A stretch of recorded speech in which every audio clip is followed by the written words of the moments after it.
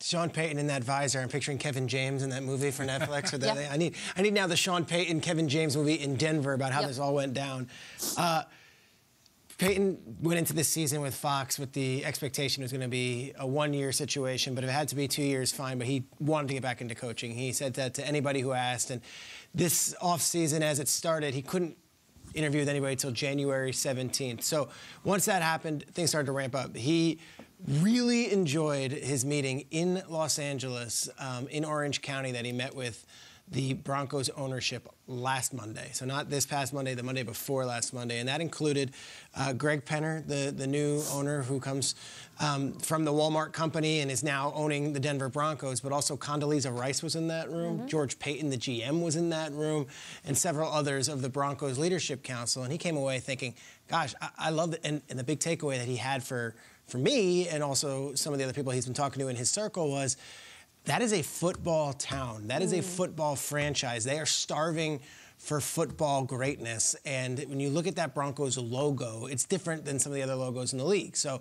he had this feeling of, okay, if I'm going to scratch the itch, it's going to be with them. But then he met with the Cardinals, and he was blown away by the Cardinals. He said the Cardinals meeting was 7 hours long, and he loved meeting with them, and they had a great meeting and everything. We get to this past Saturday, and there's all these reports going around that there's no seats left at the table for Sean Payton. It might have to be going back to Fox. And we asked him on the Fox pregame show on Sunday. I said straight up to him, I said, Coach, there are reports out there that you do not have a seat at the table and you will not be returning to coaching in 2023. He said, give it a few days. I'm not saying that. There are still several irons in the fire. There were, and this escalated quickly. The two things that were huge, to your point, Jamie, was they had to agree to trade terms. Now, the Saints, they were going to have different terms with the Carolina Panthers. They were going to have different terms with an NFC team than they might have had with the AFC team. How it all works out, a first, a second, and they have to give up a third, and they get Sean Payton. That sounds like a great job by Mickey Loomis and the Saints, considering you wait another year, you might be getting a fourth or a fifth round pick. So they get this in exchange. They do get that first round pick, which I think is huge, and that was from the San Francisco trade which was the Miami trade of Bradley Chubb. So it's the Niners pick, so it's the end of the first round, and you also get the second round pick. Back to Payton, though. The issue was going to be the terms and all that, but also his compensation, and that hasn't been reported yet. We don't know exactly what that is, but the Broncos were going to have to write a very big check. This move, to me, shows that this organization is willing to write those big checks. They have the resources. We could break down what it means for Russell and all that stuff, but the thing that Payton was taken away by, and it's such a small little detail, but something for you guys at home to think about, they had a Week 18 game that meant nothing against the Chargers. And Justin Herbert was on the field for a little bit, and the field wasn't up to snuff up in Denver. It wasn't good to go. It wasn't what they wanted.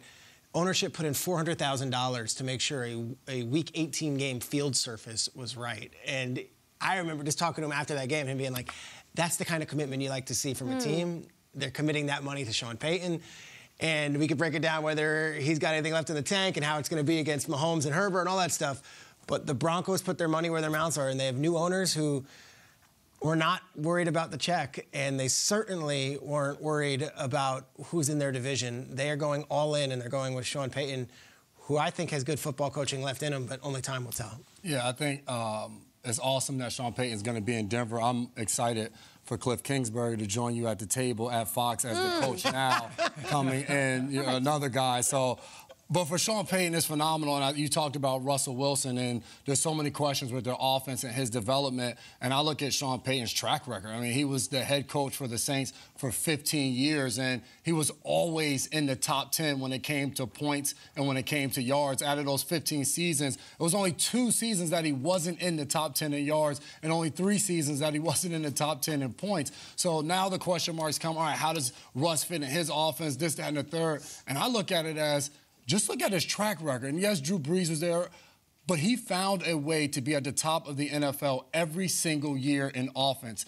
And when we look at the Denver Broncos, their defense has been stacked. The last 2 years, they've been really good. And last year followed suit as well. So getting a guy like Sean Payton with his mind and his ability to draw plays and call plays in the right moment, if you're a Denver Broncos fan, you have to be fired up to get this guy.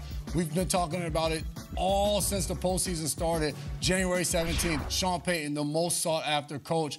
And for the Broncos, you got your guy. And yes, you had to give up some draft picks, and you're gonna have to work around that. But he's there. He's in Denver, and he's excited to be there. There's no salary cap for coaches. It's not the fans' money. It's not like you're taking it like. They blew the doors away, and guess what? It's their money. Yeah, and for owners, it's basically like whatever I'm willing to take out of my right pocket to pay the coach because you're playing your players out of the left pocket. I think for Broncos fans right now, you've got to be ecstatic, right? For the next 2 weeks, all you're going to hear about is the Kansas City Chiefs in the Super Bowl, and it's one of your divisional rivals. And yet here you are stealing the show right now because of Sean Payton. When Russell Wilson got traded to Denver, I mean, everybody was all on board with the orange, and the Broncos were like, hey, we're in it to win it. This division is going to come down to Russell Wilson versus Patrick Mahomes, and it didn't pan out that way. But I think now with Sean Payton, you get a very similar sense to when Peyton was with New Orleans trying to rebuild a quarterback's career who was coming off a disastrous shoulder surgery in Drew Brees. Now a disastrous season for Russell Wilson. It's the same thing for Sean Payton. Look, I've been through this before. Oh, and guess what? You guys are almost exactly the same prototype. Look at the tail of the tape right here. These two fighters right here, these two quarterbacks, same height basically, 5'11", 5'12". I mean, same everything. The one thing that's not on there is Drew Brees. 5,000 yard seasons, not one MVP.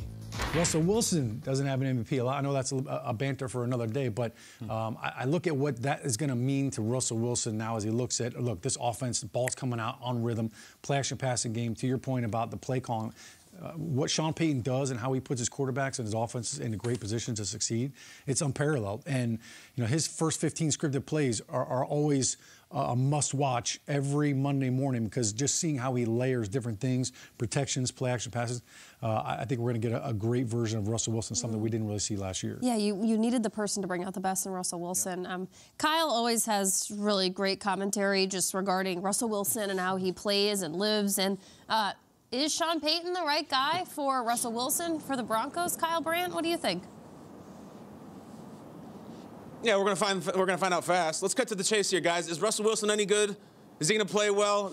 We can throw a parade for Sean Payton, and I will throw a parade for Sean Payton and put it on a master class in the power of being single and the allure of being wanted. We see it all the time.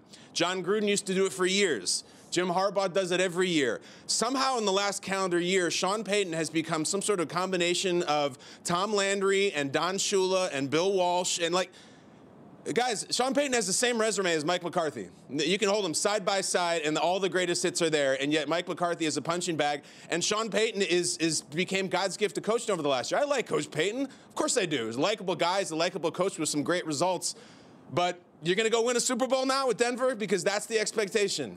For what they paid draft-wise and what they're doing to get the quarterback and the coach, win a Super Bowl, and that's if you can get through probably the most talented AFC of this generation, and that's if you can get through probably the best division in the league, and that's if you can do it with, at best, the third best quarterback in that division, and we don't even know what these guys are doing. They may pull the rug out, and they could be lining up Tom Brady in the AFC West next year. We don't know. So it's exciting. It is a jolt of electricity. I think it's a little bit overhyped, and I think the entire media is crying tears of joy that Sean Payton's going to bring his next dynasty to Denver. But there's a lot of work to be done in a very difficult setting. We'll see what Russ shows up with next year. Yeah, Kyle, I think you're right. He's a great coach, but sometimes wanting what you can't have. Just for that 1 year away from the game, it made fans and football just want Sean Payton back in the game even more. Yeah. Let's move on to the next move from yesterday.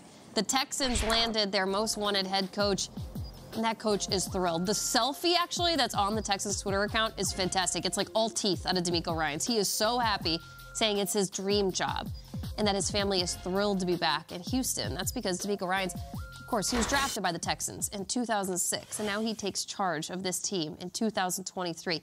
This man turned this defense with 49ers into an absolute spectacle across the NFL, wrecking shop every team that they played against. He is a brilliant defensive mastermind, Jason, but the hiring as a whole, now he gets to run an entire team himself. What do you think about this pick? I think everybody every NFL circle is excited about this. I mean, you look at Houston over the past few years, it seems like forever ago that they were playing in that divisional game against the Kansas City Chiefs, and they're up 24-0 in the second quarter. And since then, Bill O'Brien was fired. You traded Hopkins to the Arizona Cardinals. Then you had Culley. Then you had Lovie Smith. And now all of a sudden, it's just like, all right, we have our guy. DeMeco Ryans is a guy, is a Houston Texans drafted there. And now he's a bona fide leader. And he's a guy that's had results as we've watched his defenses perform in San Francisco. I've been a part of organizations where it's like a revolving door of the head coach. It's hard to figure out what the expectations are and who you are as a team identity-wise.